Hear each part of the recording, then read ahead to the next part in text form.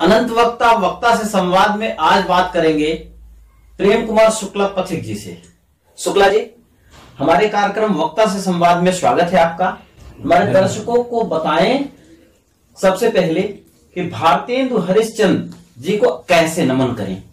भारतेंदु हरिश्चंद्र जी को हम नमन करते हैं, पूरा हिंदी साहित्य संसार नमन करता है। आधुनिक काल के वो जनक हैं। आधुनिक काल जो साहित्य है, खड़ी बोली खासकर, उसके वो जनक हैं। उनके नाम से युग का नाम है, भारतेंदु युग की शुरुआत होती है।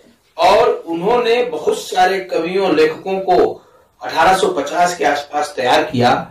और उस समय जब ब्रज भाषा का बहुत अधिकार था हिंदी पर और अवधी भाषा का अधिकार था, तब खड़ी बोली का अधिकार न के बराबर होने की वजह से खड़ी बोली को हिंदी साहित्य का आधार बनाने के लिए भारतेंदु हरिश्चंद्र जी ने जो प्रयास किया, उनके युग के समय के जिन कवियों ने प्रयास किया, इसलिए बहुत अहम रोल होता है आधुनिक काल में उनके योगदान का।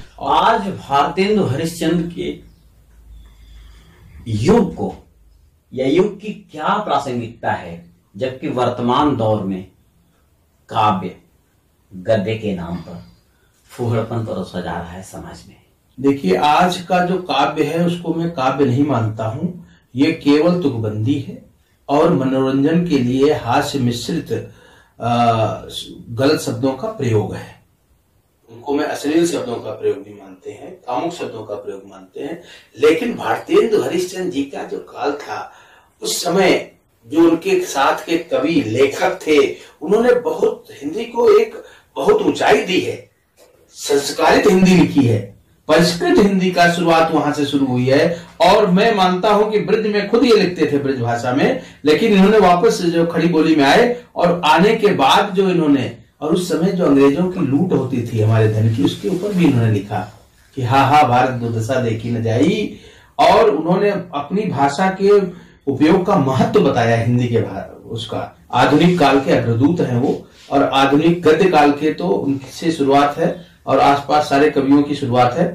तो मैं आपको आज के दिन उनकी पुण्यतिथि पर हर साहित्य प्रेमी को, हर हिंदी प्रेमी को उनको याद करना चाहिए, उनको नमन करना चाहिए। और उनके योगदान को अगर हम भुलाते हैं तो ये उनके साथ ही साथ हिंदी साहित्य के लिए बहुत बड़ा नुकसान होगा। ऐसे महापुरुष को याद करना हमारा धर्म है। तो क्या भारतेंदु हरिश्चंद्र की हिंदी आज सही मायने में उनकी सोच के हिसाब से काम कर रही है या और कुछ जरूरी है बदलाव? देखिए, हिंदी में निरंतर परिवर्तनशीलता आई है।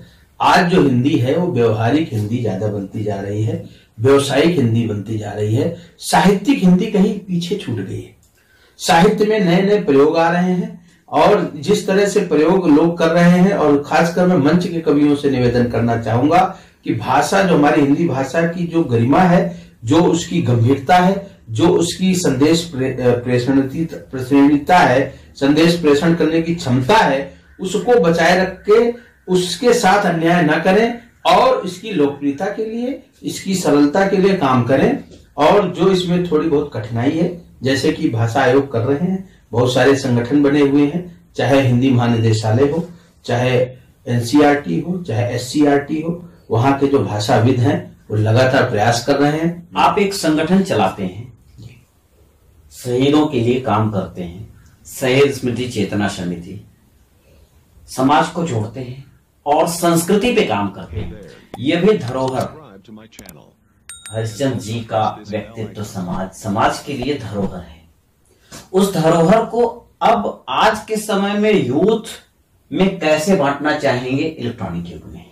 इलेक्ट्रॉनिक युग में हमने अभी समिति का कैलेंडर जब बनाया है तो भारतेंदु हरिश्चंद्र जी को हमने स्वतंत्रता सेनानी मानते हुए, क्योंकि जो व्यक्ति स्वतंत्रता सेनानी, ऐसा नहीं कि जिसने केवल शहादत दी है वही हमारे लिए आदरणीय है। अगर उसने अपने देश, धर्म और जाति के लिए कोई योगदान दिया है जिससे समाज में परिवर्तन आया है, वो भी स्वतंत्रता सेनानी की ही सीढ़ी में आता है। और चूंकि एक क्रांतिदूत थे भाषा के, हिंदी भाषा के प्रणेता थे, सारा आंदोलन जो देशभक्ति का है हिंदी में चला है। जितने बड़े क्रांतिकारी थे वो हिंदी से ही भाषा को बोलते थे। और खुद महात्मा गांधी जी ने भी कहा है कि बिना हिंदी के राष्ट्रभाषा के हमारा देश गूंगा है।